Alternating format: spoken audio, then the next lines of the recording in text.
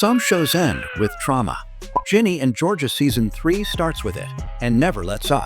There's no recovery arc, no safe ending, only damage. Raw, unresolved, and painfully human. This is what emotional destruction looks like on Netflix. In this video, we're breaking down why Ginny and Georgia Season 3 is the most emotionally brutal season yet, and why that pain isn't just for shock. It's the point. Before we go any further, spoiler alert. This video discusses major plot points from Season 3 of Ginny and Georgia. If you haven't finished the season yet, you've been warned. When Ginny and Georgia first premiered, it looked like another fast-talking, pastel-toned mother-daughter dramedy. Something between Gilmore Girls and Big Little Lies. But that mask never quite fit, and by Season 3, it's ripped off completely. This season isn't about quirk. It's about damage. Not secrets for the sake of drama, but secrets as survival tactics. Not emotional highs and lows, but emotional collapse. Characters don't just make mistakes, they unravel. And the fallout feels more permanent than ever. It's the kind of season that doesn't just push characters to the edge, it pushes viewers there too. Not because it's badly written, but because it's uncomfortably honest. Let's start with Ginny, because Season 3 is her deepest descent and her most complicated climb back out. She's not just struggling with her mental health. That phrase is too sanitized. She's confronting generational trauma, racial alienation, and emotional abandonment all at once. All while still expected to perform as a student, a daughter, a girlfriend, a friend. The therapy scenes this season are some of the most grounded in young adult television. They're awkward, often slow, and feel like real work, not therapy as plot device. There's no magical healing montage. Ginny doesn't have a breakthrough moment that fixes her.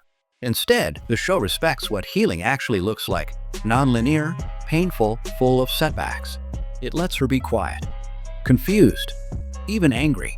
Few teen dramas give their main characters this much emotional complexity, and it's what makes Ginny's story hit harder.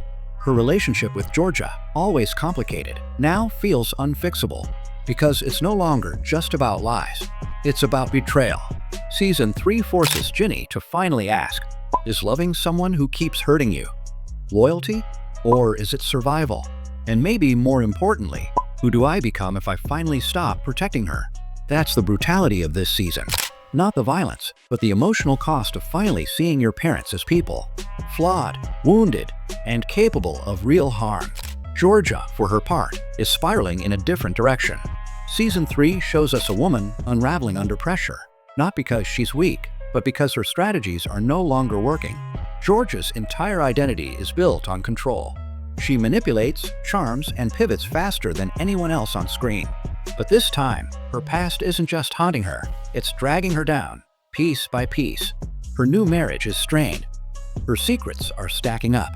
And the people she loves most are slipping away, not because they want to hurt her, but because they're finally choosing themselves. There's a brutal kind of justice in that. And the show doesn't flinch from it. One of the most chilling moments comes when Georgia finally tells the truth about what she's done. And not with regret, but with emptiness. She's not confessing to make things right. She's confessing because she has nothing left to lose. But the emotional collapse this season doesn't stop with Ginny and Georgia. Austin, Georgia's youngest, quietly carries some of the most disturbing emotional scars. He's seen too much, understood too little, and learned that love means keeping secrets. His trauma isn't loud. It's subtle, quiet, watching. And when he finally lashes out with a gun, no less, it's not just a dramatic beat. It's a child acting out the only logic he's ever been taught. Protect your mother, no matter what it costs you. The real tragedy? Nobody's truly talking to Austin. They're managing him, not healing him. And in Season 3, we start to see what that kind of silence does to a child. Marcus and Max, the once fun side characters, aren't comic relief anymore. Marcus is falling apart in real time, in a way that's honest and hard to watch. The show lets him isolate, snap at people, disappear emotionally, and it doesn't rush to redeem him. This is what depression can look like when no one is watching. And Max? She's watching. And she's helpless. Their arc this season, the breakdown of sibling support, is painful in its realism. Not everyone knows how to help. Not everyone can. And sometimes, love isn't enough to pull someone back. Then there's Abby, the most emotionally overlooked member of the friend group. In a show full of obvious pain, Abby's struggles are invisible. Body image, fractured self-worth, the fear of being left behind, it all simmers under the surface. While others spiral openly, Abby quietly collapses. And what makes it so brutal is that no one really sees her. Not fully. Her pain doesn't explode, it erodes. She's the friend you don't notice until it's too late. And this season makes you ask, how many Abbys do we miss in real life? Then there's Paul, Joe, and Zion, 3 men orbiting Georgia, each representing a version of stability she's never really had. Paul wants to fix her. Joe wants to understand her. Zion wants to protect her. But none of them can reach her. Because Georgia's trauma doesn't just sit on the surface, it runs her. And Season 3 finally shows the consequences of building a life on avoidance. Even Joe, who once seemed like a grounded counterbalance, feels out of place now. Because this show is no longer about grounding. It's about freefall. And finally, Cynthia. Season 3 repositions her from minor antagonist to something much more complex. She's grieving, struggling, drowning in caretaking, resentment, and unresolved anger. What makes Cynthia's arc so powerful isn't that she becomes likable, it's that she becomes human. You see her pain, her fear, her exhaustion.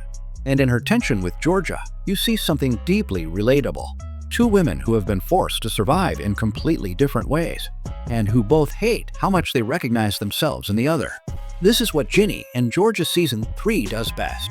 It doesn't just deepen the main characters, it reveals the hidden pain behind the side ones. Because everyone's breaking. Some loudly, some quietly, some in ways we don't even notice until it's too late. And that's what makes this season so emotionally brutal. There's no easy redemption, no grand reconciliation, no clean ending. Instead, we get silence. We get disconnection. We get emotional realism, the kind that lingers after the episode ends. You feel it when Ginny closes the door on another conversation. You feel it when Marcus stares blankly at the ceiling. You feel it when Georgia finally cracks. And it's not loud. It's quiet. Hollow. So why does this matter? Because Ginny and Georgia Season 3 is doing something brave. It's letting its characters fall apart. Not for shock, not for plot, but because sometimes that's what growth requires. Not everyone is redeemed. Not every relationship is repaired. Not every trauma is transformed into something beautiful.